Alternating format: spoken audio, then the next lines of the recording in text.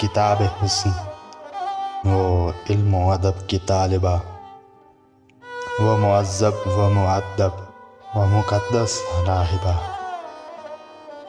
کس قدر پیرایا پرور اور کتنی سادہ کار،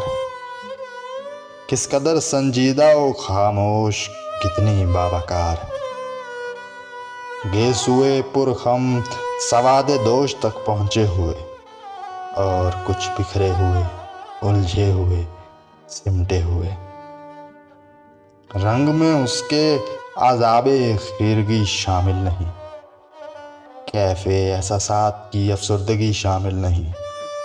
وہ میرے آتے ہی اس کی نقطہ پرور خاموشی جیسے کوئی حور بن جائے یکا یک فلسفی، مجھ پہ کیا خود اپنی فطرت پر بھی وہ کھلتی نہیں، ایسی پر اسرار